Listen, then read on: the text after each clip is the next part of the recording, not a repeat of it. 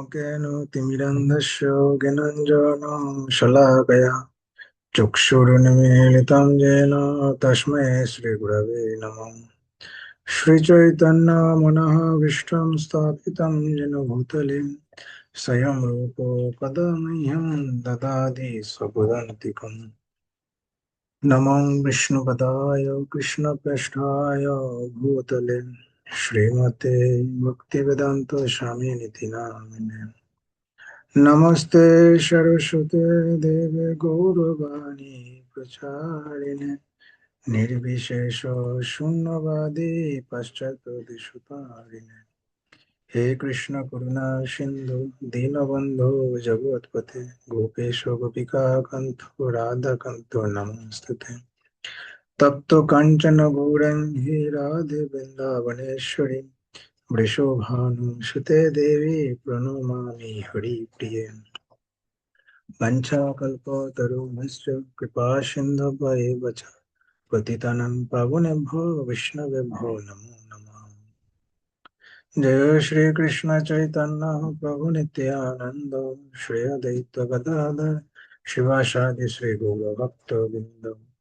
हरे कृष्णा कृष्ण कृष्ण हरे हरे हरे राम राम राम हरे हरे।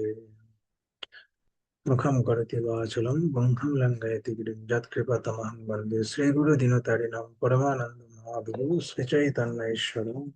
हरि ओम तत्सत्। ओम नमो भगवते वासुदेवाय। ओम नमो भगवते वासुदेवाय। ओम नमो भगवते वासुदेवाय। हरे कृष्ण। तो श्रीमद् भागवतम দ্বিতীয় অধ্যায় প্রথম স্কন্ধ দিব্য ভাব এবং দিব্য সেবা, এটি আমাদের পঞ্চম পর্ব। শ্লোক সংখ্যা 1।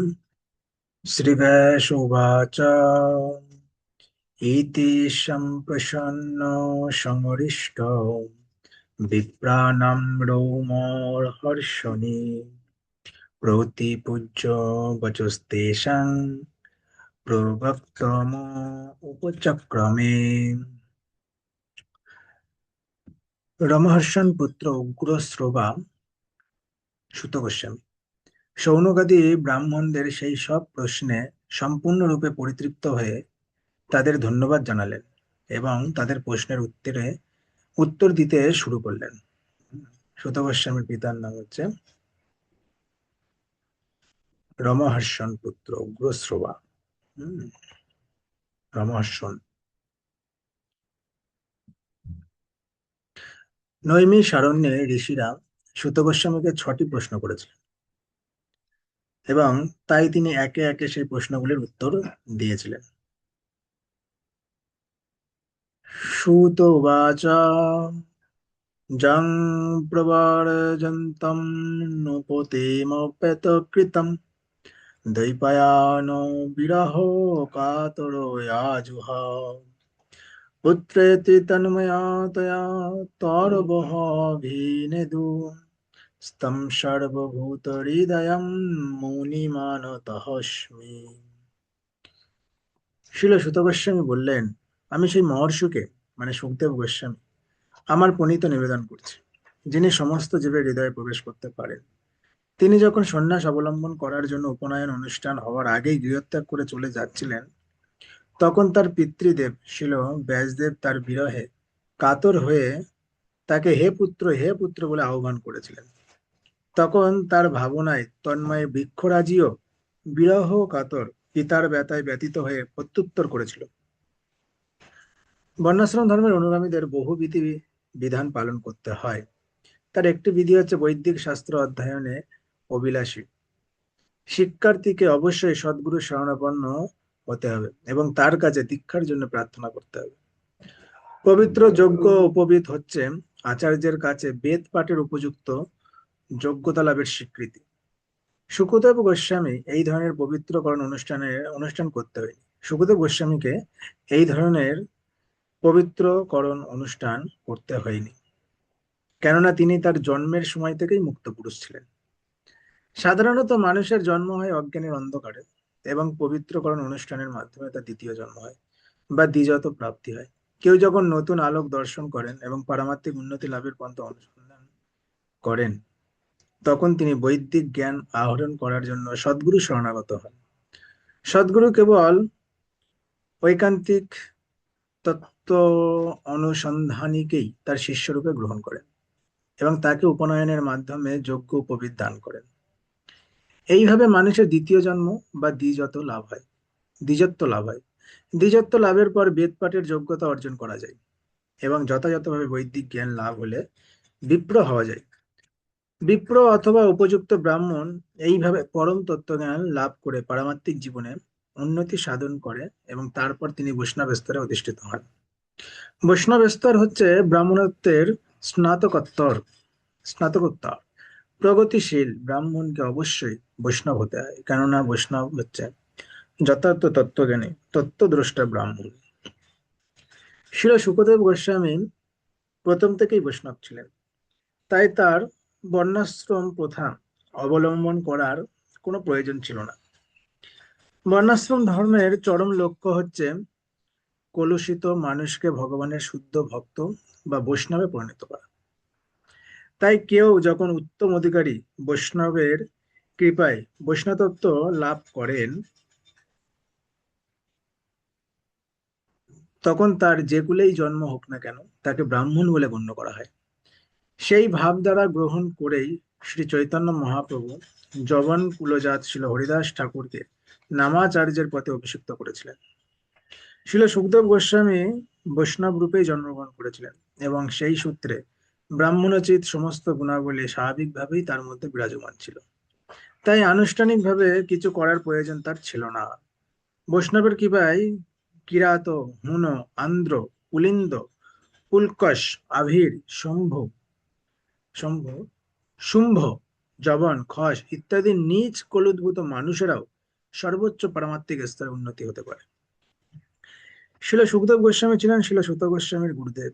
তাই নৈমিষারণ্যের ঋষিদের প্রশ্নের উত্তর দিতে শুরু করার আগে তিনি শিল সুখদেব গোস্বামীকে তার সশ্রুত প্রণীত নিবেদন করেছেন। যস্বানুভাবম খিল শ্রুতি সারমেকম মধ্যাত্মদীপমতীতি তির্ষতম তমন্ধম সংসারিণম করুণাহ পুরাণগুজ্জম তম ব্যাসশনম উপয়ামি গুরুম মুনিনম। সংসাররূপ গভীর অন্ধকার উত্তীর্ণ হওয়ার অভিলাষী বিষয়াসক্ত মানুষদের কাছে কৃপা করে যিনি স্বীয় প্রভাব জ্ঞাপক সমস্ত বৈদিক জ্ঞানের সারভূত অনুপম আত্মতত্ত্ব প্রকাশক দীপ সদৃশ্য সর্বপুরাণ রহস্য শ্রীমদ্ ভাগবত বলেছিলেন, সেই মুনিগণের গুরু ব্যস্তনায় ছিল সুখদেবকে আমি আমার সশ্রদ্ধ পুনিত নিবেদন করি। এই প্রার্থনায় শিল সুত গোস্বামী শ্রীমদ্ ভাগবতের ভূমিকার সারমর্ম বিশ্লেষণ করেছেন। শ্রীমদ্ ভাগবত হচ্ছে বেদান্ত সূত্রের যথার্থ ভাষ্য। শিল ব্যাসদেব সমস্ত বৈদিক জ্ঞানের সার সংকলন রূপ বেদান্ত সূত্র বা ব্রহ্মসূত্র প্রণয়ন করেছিলেন। সেই সারবস্তুর প্রকৃত ভাষ্য হচ্ছে শ্রীমদ্ ভাগবত। শিল সুখদেব গোস্বামী ছিলেন বেদান্ত সূত্র সম্বন্ধে সম্পূর্ণ অভিজ্ঞ তত্ত্ববিদ এবং তাই তিনি তার ভাষ্যে শ্রীমদ্ ভাগবত স্বীয় অনুভবের দ্বারা হৃদয়াঙ্গম করেছিলেন। আর মহাচ্ছন্ন জড় বিষয়াসক্ত যে সমস্ত মানুষ জড় জগতের অজ্ঞান অন্ধকার অতিক্রম করতে ইচ্ছুক, তাদের প্রতি তার অন্তহীন করুণা প্রদর্শন করার জন্য তিনি এই অতি গোপনীয় জ্ঞান দান করেছিলেন। জড় বিষয়াসক্ত মানুষ যে সুখী হতে পারে না সে সম্বন্ধে তর্ক করে কোনো লাভ নেই। ভববন্ধনে আবদ্ধ কোনো জীবী, তা সে ব্রাহ্মণই হোক অথবা একটি নগণ্য পিপীলিকাই হোক, কখনোই সুখী হতে পারে না। সকলেই সুখী হওয়ার চেষ্টা করে, কিন্তু জড়া প্রকৃতির প্রভাবে সেই প্রচেষ্টা ব্যর্থ হয়। তাই জড় জগৎকে বলা হয় ভগবানের সৃষ্টির অন্ধকারাচ্ছন্ন প্রদেশ। তবে জড় বিষয়াসক্ত অসুখী মানুষেরা কেবল সেখান থেকে বেরিয়ে আসার বাসনা করার মাধ্যমেই সেখান থেকে বেরিয়ে আসতে পারে। দুর্ভাগ্যবশত তারা এত মূর্খ যে তারা সেখান থেকে বেরিয়ে আসতে চায় না। তাই তাদের উটের সঙ্গে তুলনা করা হয়। যে উট কাঁটা চেবানোর ফলে তার ক্ষত বিক্ষত মুখের রক্তের স্বাদকে কাঁটার স্বাদ মনে করে তা উপভোগ করে, কিন্তু সে বুঝতে পারে না যে তা কাঁটার আঘাতে ক্ষতবিক্ষত তার নিজের মুখেরই রক্ত। তেমনি জড়বাদীদের কাছে তাদের নিজের রক্তের স্বাদ মধুর মতো মিষ্টি বলে মনে হয়, এবং যদিও সে নিরন্তর তার নিজের সৃষ্ট জড় বিষয়ের দ্বারা নানা রকম দুঃখ দুর্দশা ভোগ করে, তবুও সে সেখান থেকে বেরিয়ে আসতে চায় না। এই ধরনের জড়বাদীদের বলা হয় কর্মী। এই রকম শত সহস্র কর্মীর মধ্যে কেবল দুই একজন জড়জগতের কার্যকলাপে পরিশ্রান্ত হয়ে সেই বন্ধন থেকে মুক্ত হওয়ার বাসনা করে। এই ধরনের বুদ্ধিমান মানুষদের বলা হয় জ্ঞানী। বেদান্ত সূত্র এই ধরনের জ্ঞানীদের জন্যই প্রণয়ন করা হয়েছে। কিন্তু পরমেশ্বর ভগবানের অবতার শিল ব্যাসদেব বুঝতে পেরেছিলেন যে ভবিষ্যতে বিবেক বর্জিত মানুষেরা বেদান্ত সূত্রের অপব্যবহার করবে, এবং তাই তিনি এই বেদান্ত সূত্রের ভাষ্যরূপে ভাগবত পুরাণ প্রণয়ন করেছিলেন। এখানে স্পষ্টভাবে বলা হয়েছে যে শ্রীমদ্ ভাগবত হচ্ছে ব্রহ্মসূত্রের প্রাকৃত ভাষ্য। শিল ব্যাসদেব তার পুত্র শিল সুখদেব গোস্বামীকে, যিনি ছিলেন মুক্ত পুরুষ, শ্রীমদ্ ভাগবত দান করেছিলেন। শিল সুখদেব গোস্বামী ব্যক্তিগতভাবে তা উপলব্ধি করেছিলেন এবং তারপর তা বিশ্লেষণ করেছিলেন। শিল সুখদেব গোস্বামীর করুণার প্রভাবে জড় জগতের বন্ধন থেকে মুক্ত হওয়ার অভিলাষী জীবদের কাছে ভাগবত বেদান্ত সূত্র সহজলভ্য হয়েছে। শ্রীমদ্ ভাগবত হচ্ছে বেদান্ত সূত্রের অপ্রতিদ্বন্দ্বী ভাষ্য। শ্রীপাদ শঙ্করাচার্য ইচ্ছাকৃত ভাবেই তা স্পর্শ করেননি, কেননা তিনি জানতেন যে বেদান্ত সূত্রের এই স্বাভাবিক ভাষ্যটিকে বিকৃত করা সম্ভব হবে না। তিনি তার শারীরিক ভাষ্য রচনা করেছিলেন, এবং তার তথাকথিত অনুগামীরা শ্রীমদ্ ভাগবত আধুনিক রচনা বলে তার প্রতি তাদের ঔদাসীন্য প্রদর্শন করে। শ্রীমদ্ ভাগবতের বিরুদ্ধে মায়াবাদীদের এই অপপ্রচারের দ্বারা কখনোই প্রভাবিত হওয়া উচিত নয়। শ্রীমদ্ ভাগবতের প্রথম শ্লোক থেকেই বোঝা যায় যে মাৎসর্য নামক জড় রোগ থেকে সম্পূর্ণভাবে মুক্ত পরমহংসদের জন্য এই অপ্রাকৃত শাস্ত্র প্রকাশিত হয়েছে।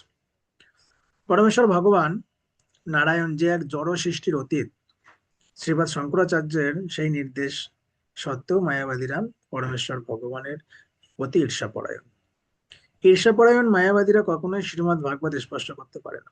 কিন্তু যারা এই জড়জগতের বন্ধন থেকে মুক্ত হওয়ার জন্য ঐকান্তিকভাবে আগ্রহী, তারা শ্রীমদ্ ভাগবতের স্মরণ গ্রহণ করতে পারেন, কেননা তা বর্ণনা করেছেন মুক্ত পুরুষ শিল সুখদেব গোস্বামী।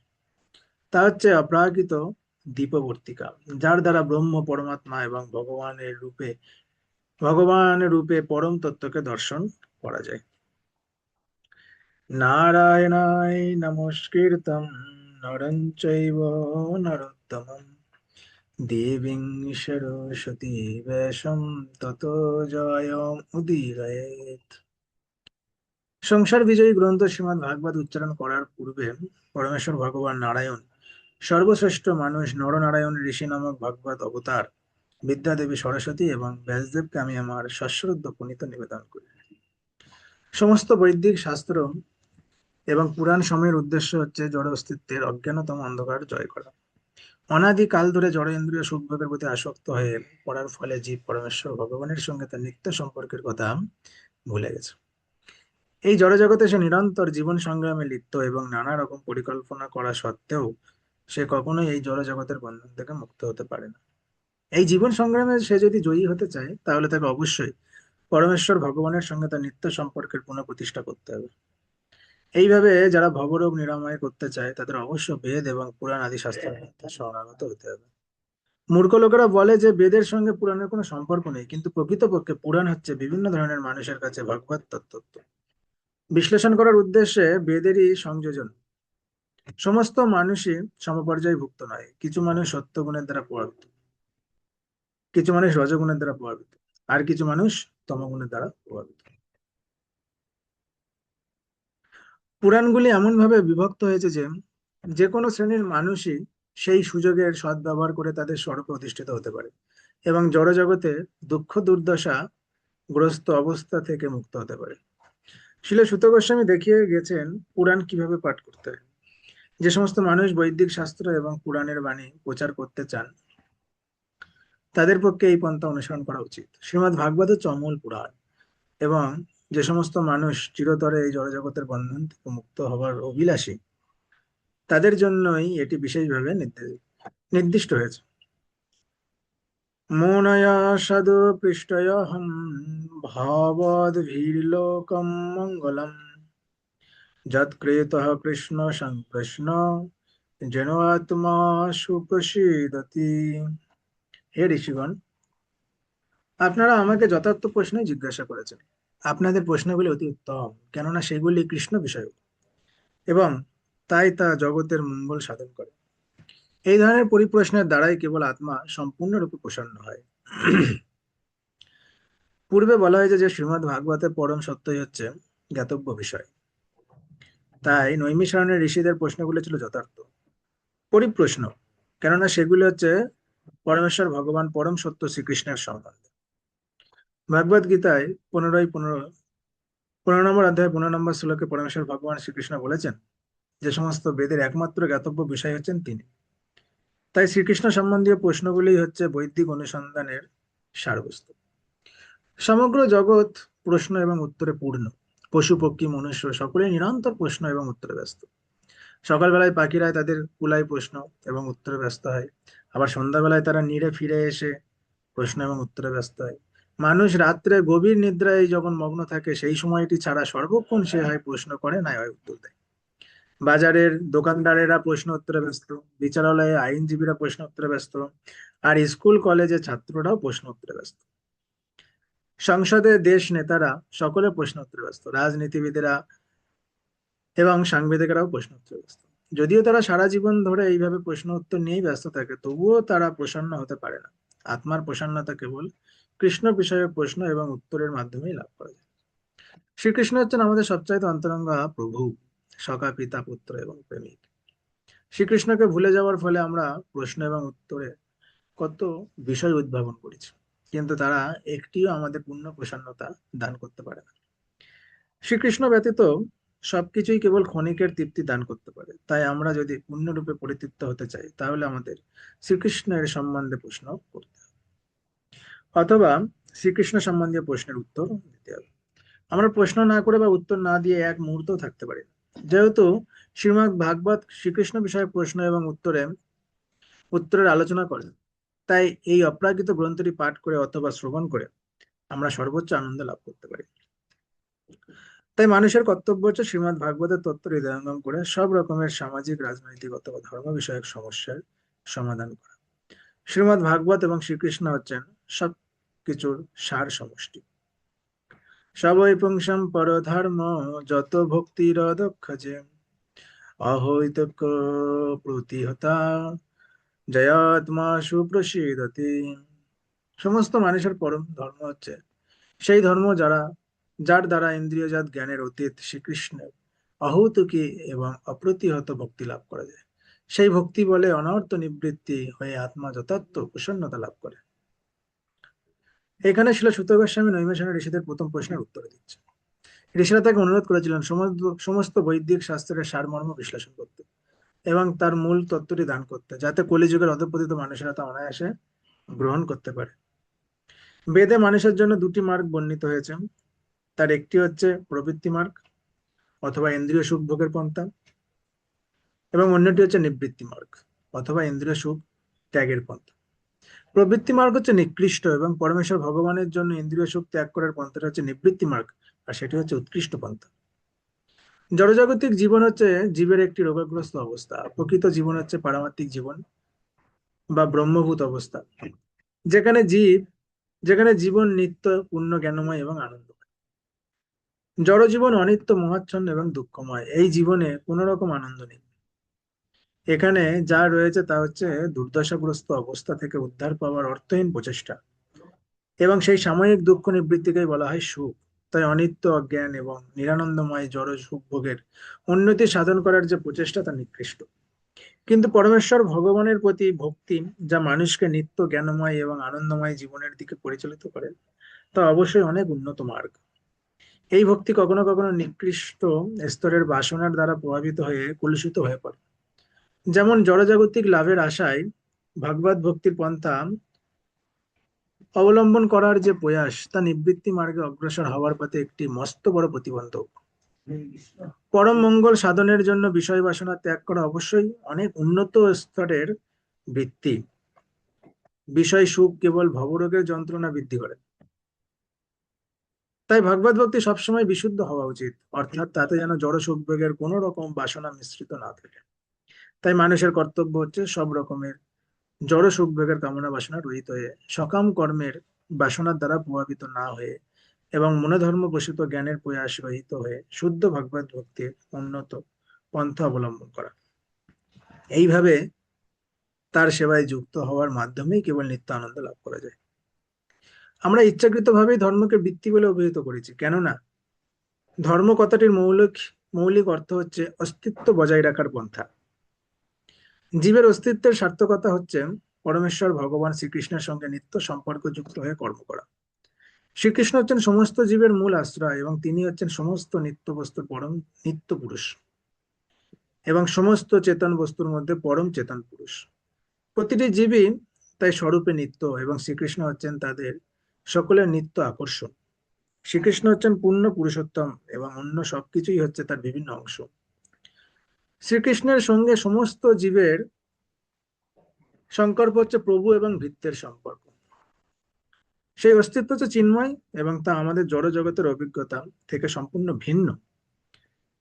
এই প্রভু ভৃত্যের সম্পর্ক হচ্ছে স্বতঃস্ফূর্ত ভালোবাসার সম্পর্ক। ভগবত ভক্তির মার্গে কিছুটা অগ্রসর হওয়ার পর এই তত্ত্ব হৃদয়ঙ্গম করা যায়। সকলের কর্তব্য হচ্ছে পরমেশ্বর ভগবানের প্রেমময়ী সেবায় যুক্ত হওয়া উচিত। তার ফলে মানুষ ধীরে ধীরে তার যথার্থ জীবন সম্বন্ধে অবগত হয়ে সম্পূর্ণভাবে প্রসন্ন হতে পারবে। বাসুদেবে ভগবতী ভক্তি যোগ প্রয়োজিত জনয়তে সুবৈরাগ্যম জ্ঞানম চ যদৈ অহৌতুকম। ভক্তি সহকারে পরমেশ্বর ভগবান শ্রীকৃষ্ণের সেবা করা হলে অচিরেই শুদ্ধ জ্ঞানের উদয় হয় এবং জড়জাগতিক বিষয়ের প্রতি অনাসক্তি আসে।